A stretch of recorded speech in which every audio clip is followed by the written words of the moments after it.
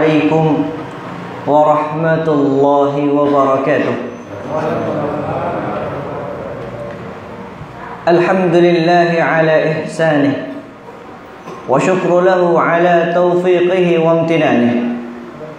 Asyhadu an la ilaha illallah wahdahu la syarika lahu ta'ziman li sya'nih. Wa asyhadu anna Muhammadan 'abduhu wa rasuluhu ad-da'i ila ridwanih.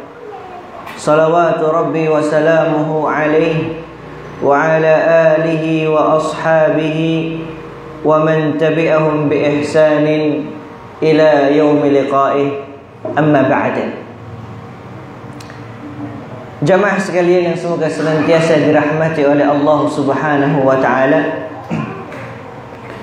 Pertama-tama marilah kita panjatkan rasa syukur kita kehadirat Allah Azza wa Jalla, yang karena dengannya kita mampu untuk duduk di salah satu majlis daripada majlisul ilm.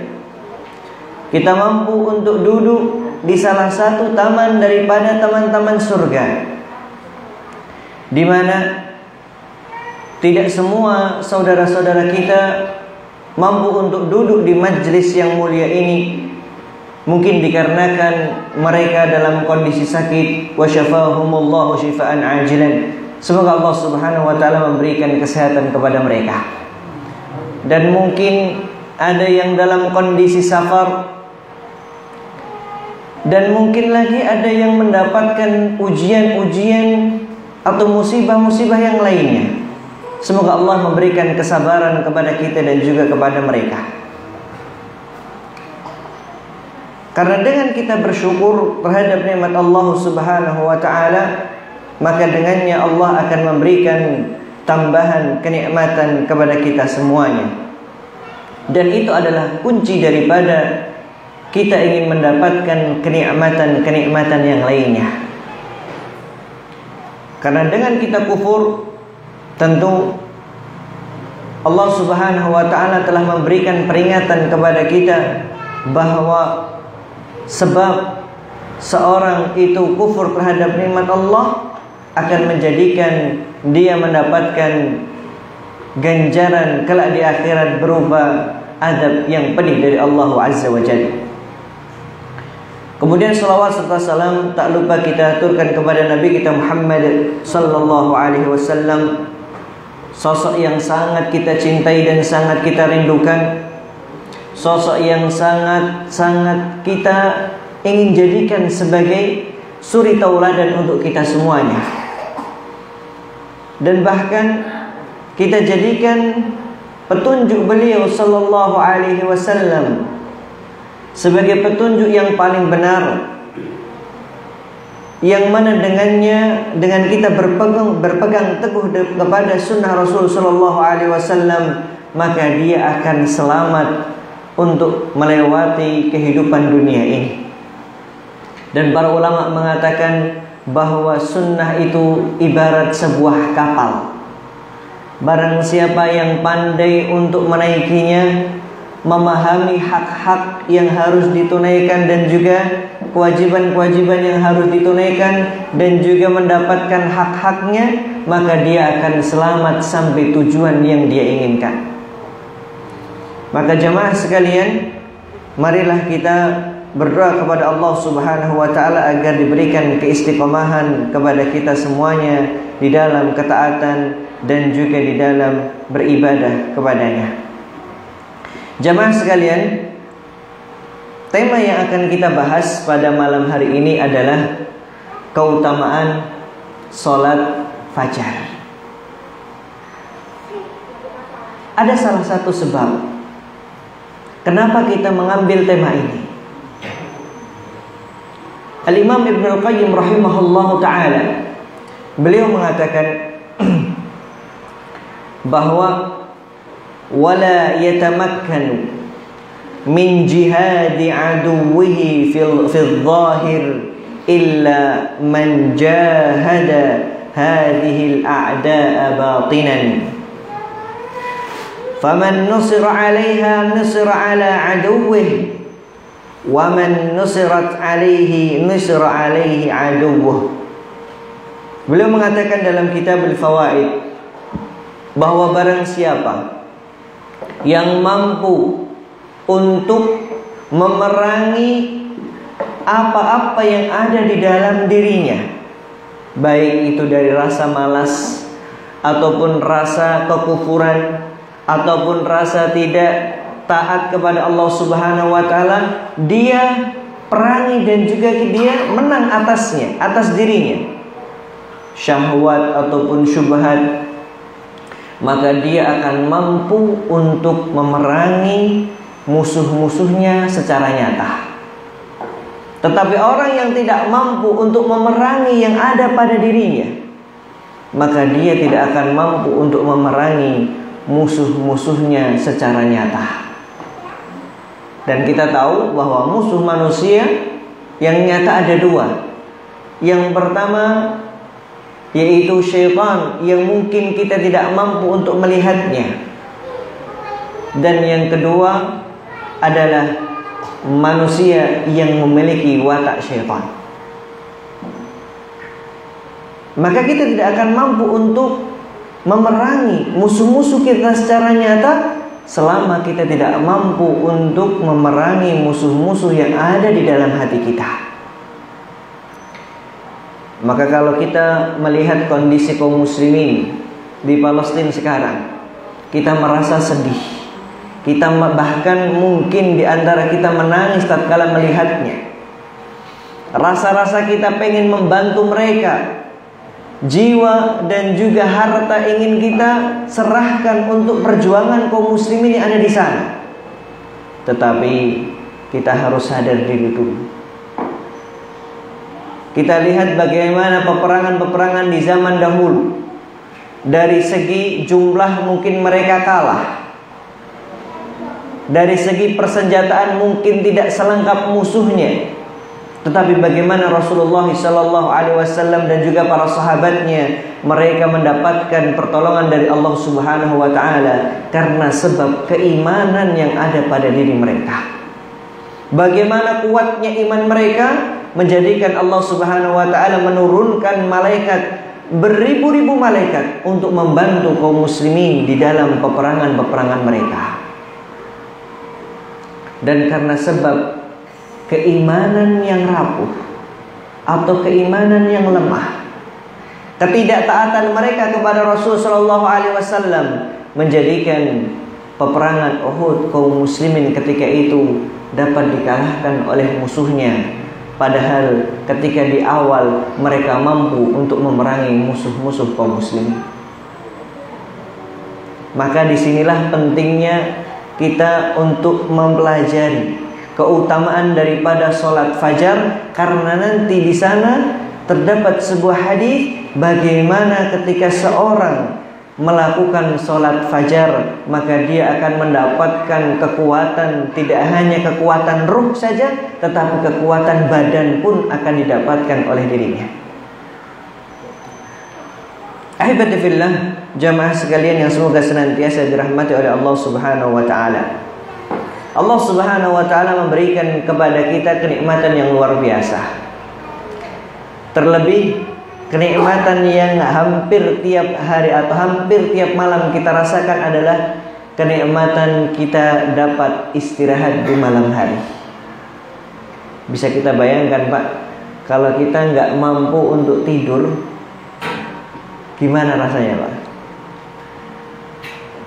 Bahkan ada orang yang tidak tidur berhari-hari akhirnya menjadikan dirinya halusinasi, menjadikan timbulnya penyakit-penyakit yang lainnya karena disebabkan tidak tidur di malam hari. Maka qad sadaqallahu id qala waj'alna naumakum subata, di dalam surah An-Naba ayat yang ke-9, dan kami jadikan tidur kalian itu sebagai istirahat untuk diri kalian. Badan kita membutuhkan istirahat. Setelah beberapa jam di pagi hari kita forsir, kita gunakan, ada yang mencangkul, ada yang mengetik, ada yang lari sana lari sini dan lain sebagainya. penatnya dunia kita rasakan pada beberapa jam di siang hari. Maka atas rahmat Allah Subhanahu wa taala Allah jadikan waj'alna naumakum subata. Tidur kalian itu adalah kenikmatan yang Allah berikan untuk istirahat. Di dalam ayat yang lainnya Allah Subhanahu wa taala berfirman dalam surah Al-Qasas ayat yang ke-73. Idz qala Allah azza wa jalla wa min rahmatihi ja'ala lakumul laila wan nahara litaskunu fihi wa litabtaghu min fadlihi wa la'allakum tashkurun. Dan karena rahmatnya, yaitu rahmat Allah Subhanahu wa ta'ala, Dia jadikan untukmu malam dan juga siang, agar kamu beristirahat pada malam harinya, dan pada pagi harinya kalian mencari karunia dari Allah Subhanahu wa ta'ala, dan agar kamu bersyukur kepadanya. Maka bentuk syukur kita kepada Allah Subhanahu wa ta'ala adalah dengan kita menjalankan dari ibadah satu ke ibadah yang lainnya. Dari kenikmatan satu kita syukuri untuk mendapatkan kenikmatan yang lainnya. Kita lihat ketika kita bangun tidur, ada sunnah untuk kita baca di sana, doa yang hendaknya kita baca di sana. Apa Pak doanya Pak? Ini Pak. Bismikallahumma. Iya Pak. Atau alhamdulillahilladzi. Yang kedua. Wah ini kayaknya anaknya belum diajarin kayak ini. Atau mungkin orang tuanya diajari sama anaknya ini. Baik, alhamdulillahilladzi ahyana ba'da ma amatana wa ilaihin nusyur. Kita mulai pada pagi harinya, tatkala kita bangun dari tidur kita, dengan kita mengucapkan alhamdulillah. Kita bersyukur kepada Allah Subhanahu wa ta'ala dengan kita memujinya. Allah mengembalikan kita. Bagaimana kalau seandainya kita tidur kemudian belabas Pak? Kita udah gak mampu lagi untuk beribadah kepadanya. Kita gak mampu lagi untuk menambah bekal kepadanya. Maka kenikmatan atau kesempatan yang telah Allah berikan kepada kita, kita mulai dengan doa, kita bersyukur kepadanya. Dan kemudian kita lanjutkan dengan menjalankan sebuah kewajiban seorang muslim, yaitu sholat fajar. Keutamaan yang pertama yang disebutkan oleh Rasul Shallallahu Alaihi Wasallam adalah tatkala seseorang melakukan sholat subuh, dia akan mendapatkan pertolongan dan juga jaminan dari Allah Azza wa Jalla. Bisa jadi Pak, keamanan yang sekarang ini kita rasakan karena sebab kaum muslimin di subuhnya mereka masih giat untuk menjalankan sholat mereka. Dan itu memang sebab ketika kita mendapatkan sebuah keamanan, ketentraman, ternyata karena sebab kita menjalankan kewajiban kita, yaitu sholat subuh. Sebagaimana dalam sebuah hadis dari sahabat Jundub ibn Abdullah, anna Rasulullah sallallahu alaihi wasallam qala, man shallas subha, barang siapa yang sholat subuh, fahuwa bi dhimmatillah, maka dia dalam pengawasan Allah Subhanahu wa ta'ala. Maka kalau seandainya kita mau untuk mendapatkan keamanan, ketentraman, kenyamanan dalam hidup kita, jangan sampai kita meninggalkan sholat subuh. Beberapa hari yang lalu ketika kita ada acara subuh ceria Pak, di salah satu daerah desa dekat tempat kita tinggal, Pak Camat menyampaikan bahwa kalau maghrib, Masya Allah, maghrib dan isya itu luar biasa banyaknya jamaah. Tetapi kalau subuh, Alhamdulillah, masih ada jamaahnya walaupun nggak sampai satu shaf. Dan ternyata dilihat juga ketika maghrib dan isya itu pun jamaah orang-orang musafir. Nah, ini penting sekali untuk kita menggaungkan kembali, untuk kita mengajak saudara-saudara kita, mengajak anak-anak kita untuk menjalankan suatu kewajiban daripada kewajiban kaum muslimin, yaitu sholat. Kemudian di dalam hadis yang lainnya bahwa tatkala seseorang menjalankan sholat subuh, dia akan mendapatkan keutamaan, yaitu akan diselamatkan dari api neraka. Dan saya yakin ini yang diinginkan kita semuanya. Bahkan inilah poin pentingnya kehidupan kita di dunia, kita gunakan untuk ibadah. Karena disitulah letak kita menjadi orang-orang yang sukses. Sebagaimana Allah Subhanahu wa taala katakan, "Faman zuhziha 'anil nar wa udkhilal jannata faqad faz. Wa mal hayatud dunya illa mata'ul ghurur." Barang siapa yang dihindarkan dari api neraka dan dia dimasukkan ke dalam surga, maka dia adalah orang-orang yang sukses.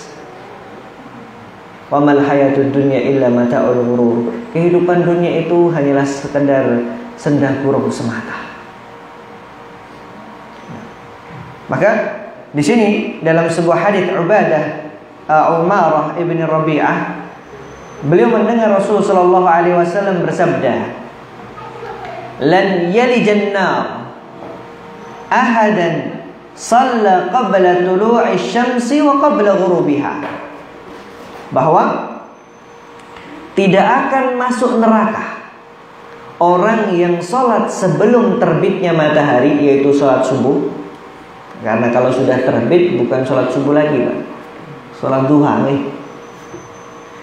Dan sebelum terbenamnya matahari, yaitu sholatu al-asr. Karena memang sholat subuh dan sholat asar ini mendapatkan sebuah keistimewaan dari Allah Subhanahu wa ta'ala. Bahkan di dalam hadits yang lain dikatakan, ya man shalla burdain dakhalal jannah. Barang siapa yang salat dua waktu dingin, yaitu waktu subuh dan juga waktu asar, maka dia akan masuk ke dalam surga. Ini diberikan keutamaan khusus pada dua salat ini. Apalagi kalau kita membicarakan salat subuh, di sana terdapat sebuah sunnah, ya sebelum salat subuh, yaitu 2 rakaat. Dikatakan oleh Rasul sallallahu alaihi wasallam, "Rak'ataini qabla al-fajr khairun minad dunya wa ma fiha." 2 rakaat sebelum salat subuh, yaitu salat qabliyah, qabliyah subuh, maka hal tersebut adalah lebih baik daripada dunia dan seisinya. Kita ini kadang sibuk ya pada pagi harinya untuk mengumpulkan dunia, Pak. Sampai terkadang kita terlena di sana. Ketika kumandang memanggil hayya 'alas shalah, hayya 'alal falah, kita masih sibuk di depan laptop kita. Kita masih sibuk dengan pacul kita, Pak, atau cangkul kita. Padahal ya, kalau kita lihat hadis ini, khairun minad dunya wa ma fiha, lebih baik daripada dunia dan seisinya. Karena memang kalau ketakwaan itu sudah masuk pada diri kita, maka apapun yang ada di depan kita, mau itu bermiliar-miliar, selama itu haram, kita tidak akan mengambilnya. Tetapi kalau gratis, kalau dikasih, ya monggo silahkan diambil, Pak. Tapi kira-kira ada atau enggak? Dan para ulama mengatakan, sholat sebelum sholat subuh saja mendapatkan keutamaan demikian, apalagi sholat subuhnya. Tentu akan mendapatkan luar biasa. Masya Allah, jazakallah khairan. Akan mendapatkan keutamaan yang luar biasa daripada hanya sekedar sholat qabliyah sebelum subuh tadi. Tentu pahalanya akan lebih daripada sholat sunnahnya. Maka kalau bisa, walaupun sholat 2 rakaat sebelum subuh ini kita lakukan secara ringan, maksudnya secara cepat, tetap tumakninah Pak, lakukan. Kita lakukan. Kurang lebih 1 menit lagi iqamah, kita lakukan sholat qabliyah sebelum subuh, nggak masalah. Karena keutamaan yang luar biasa ini. Agar apa? Agar hati ini tidak selalu condong akan masalah dunia saja. Boleh seorang mengumpulkan yang namanya dunia, boleh-boleh saja. Apalagi dia kumpulkan harta tersebut untuk membantu saudaranya, untuk menafkahi keluarganya, untuk mengerjakan kewajiban-kewajibannya, untuk haji ke Baitullahil Haram, untuk umrah, maka silahkan. Dan semuanya itu tidak akan dilakukan kecuali orang-orang yang bertakwa kepada Allah Subhanahu wa ta'ala. Nah, kemudian yang berikutnya adalah mereka orang-orang yang menjalankan sholat subuh akan disaksikan langsung oleh para malaikat. Betapa bahagianya kita ketika para malaikat menyaksikan kita semuanya. Oh, fulan di absen, fulan sholat subuh, fulan sholat subuh. Karena nanti ketika mereka datang kepada Allah Subhanahu wa ta'ala, Allah akan tanya, "Kaifa taraktum ibadi?" Bagaimana kalian meninggalkan hambaku? Maka para malaikat akan mengatakan, "Anta a'lamu minni." Engkau lebih tahu daripada kami ya Allah.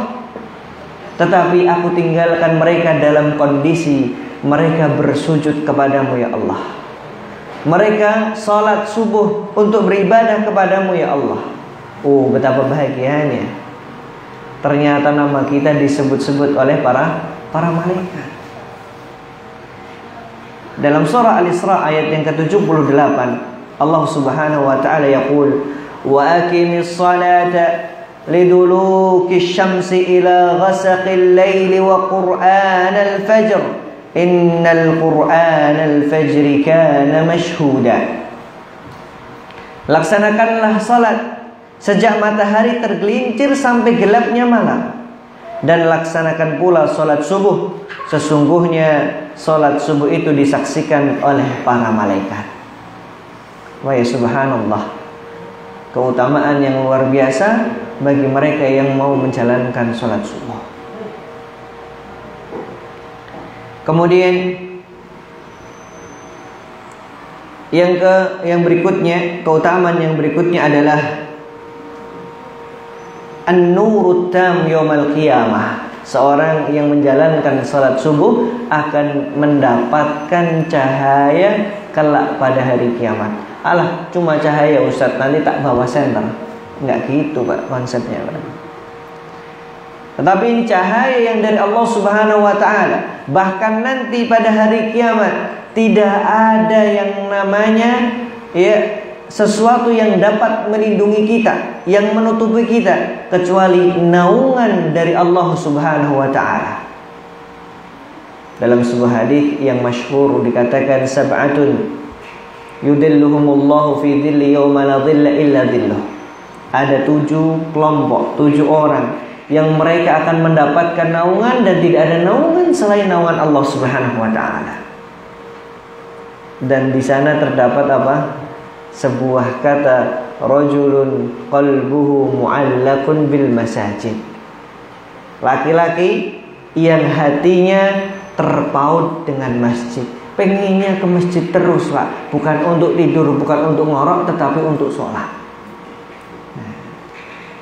Maka dalam hadis Sahal ibn Sa'ad As-Sadisi, anna Rasulullah sallallahu alaihi wasallam qala, bahwa Rasul sallallahu alaihi wasallam beliau bersabda, "Basyir, berilah kabar gembira bagi orang-orang yang berjalan kaki di kegelapan menuju masjid dengan cahaya sempurna pada hari kiamat." Insyaallah subuh-subuh dalam kondisi gelap gulita, apalagi di zaman dahulu belum ada penerangan seperti zaman sekarang. mereka berusaha untuk ke masjid. Apalagi yang yang menjadikan kita malu lagi, ada sebuah hadis yang dikenal dengan hadis rajulun a'ma, hadis orang yang buta. Yang mana butanya ini dari semenjak kecil, Pak. Dia bertanya kepada Rasulullah sallallahu alaihi wasallam meminta udzur agar tidak diizinkan untuk pergi ke masjid. Tetapi tatkala Rasulullah sallallahu alaihi wasallam hendak pergi, tanya kembali, "Atasma'un nida? Apakah kamu mendengar panggilan yaitu azan?" "Bala ya Rasulullah." "Iya, wahai Rasulullah." "Idzan ajib." Kalau kamu mendengar ya sudah, kamu jawab panggilan tersebut. Maka orang buta tersebut akhirnya menuju ke masjid, menjalankan sholat bersama para sahabat yang lainnya. Nah, kemudian yang berikutnya adalah orang yang menjalankan sholat subuh, maka dia akan dituliskan pahala sholat malam. Kadang kita udah kecapean di pagi hari, mau sholat malam, boro-boro Pak sholat malam Pak, wong bangunnya aja mungkin setelah iqomah. Tetapi walaupun demikian kita masih mendapatkan keutamaan yang mulia, yaitu mendapatkan pahala seakan-akan kita sholat malam. Sebagaimana dalam sebuah hadis yang diriwayatkan oleh seorang khalifah, yaitu Utsman bin Affan radhiyallahu anhu, anna Nabi sallallahu alaihi wasallam qala, "Man shallal 'isya'a fi jama'atin faka'annama qama nisfal lail." Barang siapa yang salat isya berjamaah, maka seakan-akan dia salat malam setengahnya. Wa man shallas subha fi jama'atin, dan barang siapa yang salat subuh dengan berjamaah, faka'annama shallal laila kullah, seakan-akan dia salat malam penuh dari mulai pertengahan malam sampai sebelum salat subuh. Masya Allah. Ini yang sholat isya jamaah plus ditambah sholat subuh jamaah. Kadang pun kita ketika sholat malam 1 rakaat saja untuk sholat witir, itu paling minimal Pak. Kadang kita berat untuk melakukannya.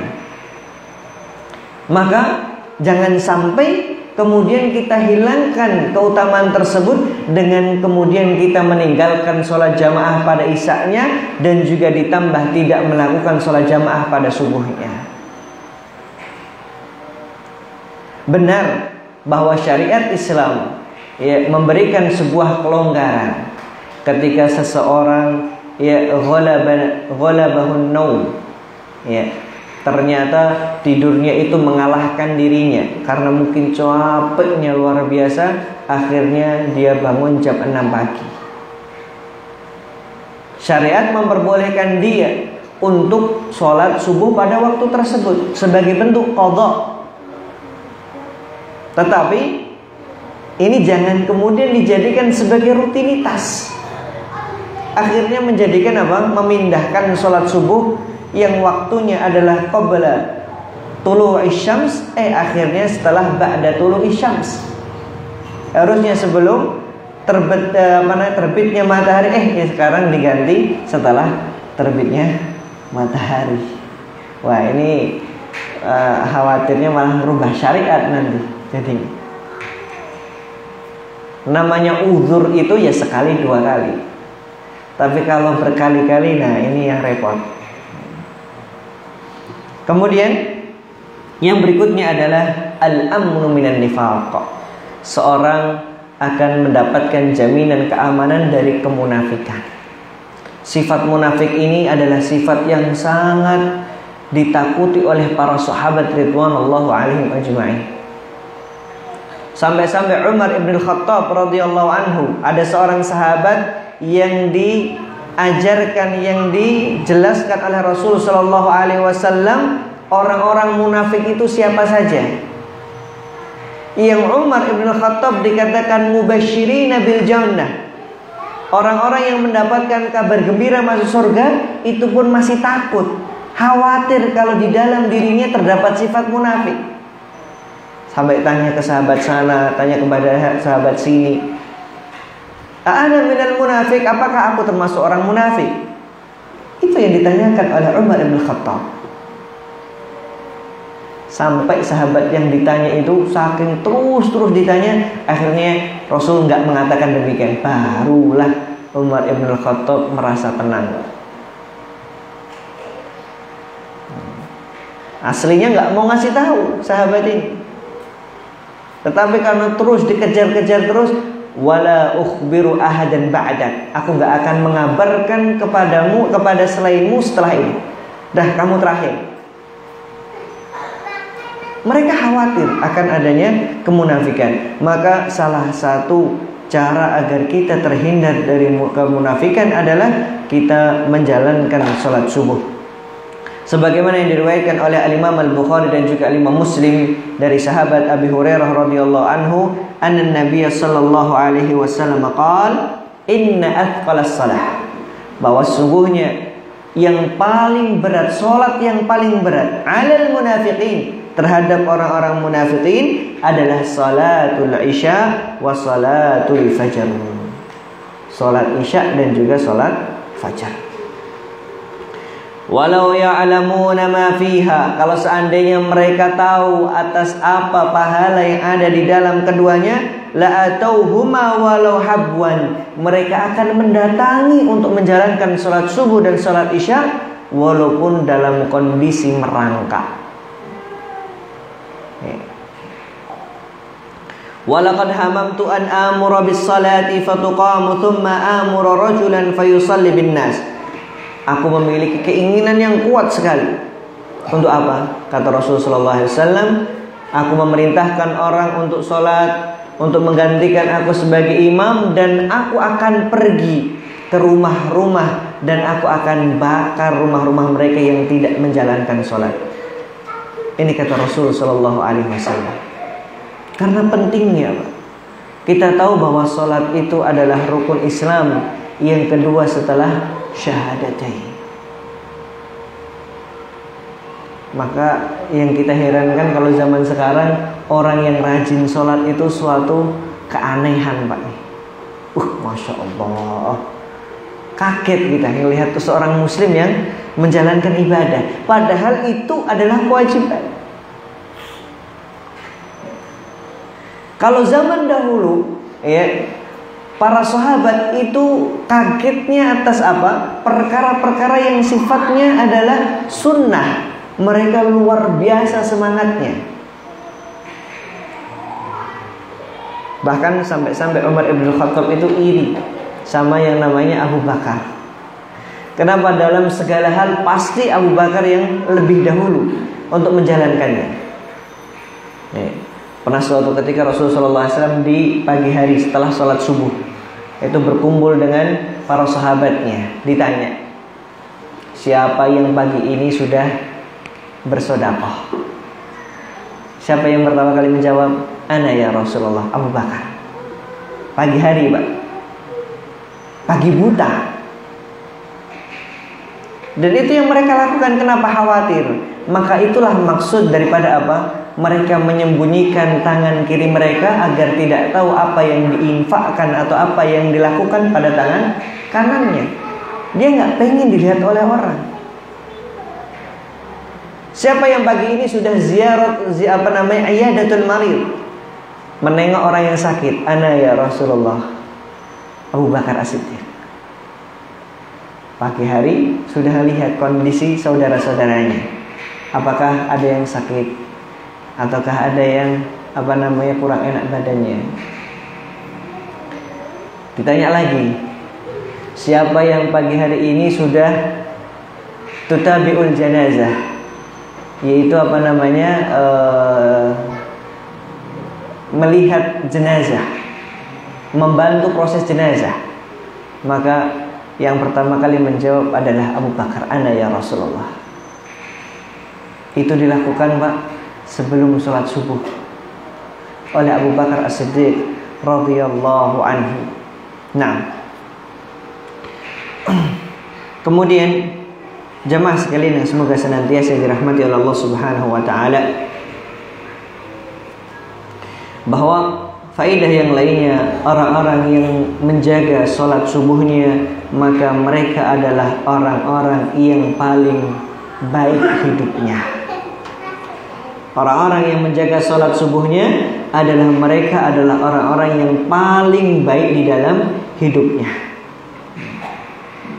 Sebagaimana diriwayatkan oleh Al-Imam Al-Bukhari dan juga Al-Imam Muslim dari sahabat Abu Hurairah radhiyallahu anhu, anna Nabi sallallahu alaihi wasallam qala, yaq'udu syaitanu ala qafiyati ra'si ahadikum, bahwa syaitan itu mengikat tengkuk kepala salah seorang dari kalian saat tidur dengan 3 ikatan. Setiap kali mengikat ikatan tersebut, setan mengatakan, engkau akan melewati malam yang sangat panjang, maka tidurlah dengan nyenyak.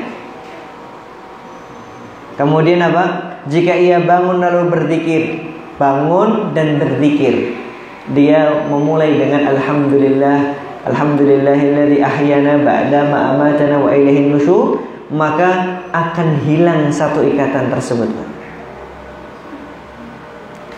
Dan tatkala dia sudah berwudu, dia berdiri kemudian dia berwudu, maka akan lepaslah ikatan yang lainnya. Dan kemudian ia mendirikan salat, maka seluruh ikatan akan hilang. Dan ternyata memang benar, ikatan inilah yang menjadikan kita terkadang malas pada pagi hari ini. Terkadang kita itu merasa berat sekali, mau pengen melakukan ini dan itu, malasnya luar biasa. Dan ternyata memang karena sebab ya kita tidak melepaskan ikatan-ikatan yang telah diikat oleh syaitan, oleh musuh kita, Pak. Dan kita biarkan itu semuanya, tidur sampai mungkin jam 10 baru bangun. Bangun, habis itu wah masih lama tidur lagi. Ternyata sampai jam 10. Masya Allah. Karena sudah ada, insya Allah kita lanjutkan kajian kita ya biidznillah azza wajal di pertemuan yang lainnya. Sekali lagi bahwa kita seorang muslim, kita yang mengaku sebagai seorang Islam, kita berusaha untuk menjalankan kewajiban-kewajiban kita, dan semuanya itu tidak dapat kita lakukan kecuali karena sebab pertolongan dari Allah Subhanahu wa taala. Maka kita memohon kepadanya, kita berusaha berdoa, terus berdoa, meminta kepada Allah agar dimudahkan. Allahumma a'inni ala dzikrika wa syukrika wa husni ibadatik. Itu doa yang harus kita selalu panjatkan dalam berzikir, di dalam sholat, di dalam beribadah, agar kita mudah untuk menjalankannya dengan kita memohon kepada Allah Subhanahu wa ta'ala. Fabarakallahu fikum jami'an wa sallallahu ala nabiyina Muhammad. Ya, jangan lupa kita doakan saudara-saudara kita kaum muslimin yang sekarang ini di Palestina yang mendapatkan musibah yang luar biasa. Semoga Allah Subhanahu wa ta'ala menolong mereka dan menghancurkan musuh-musuh kaum muslimin. Amin ya rabbal alamin. Dan juga kehormatan daripada Masjidil Aqsa, kita berusaha untuk mempertahankannya, dan kita selalu berdoa agar Allah Subhanahu wa ta'ala memenangkan kaum muslimin dimanapun mereka berada. Wa sallallahu ala nabiyyina Muhammad wa akhiru da'wana alhamdulillahi rabbil alamin. Assalamualaikum warahmatullahi wabarakatuh.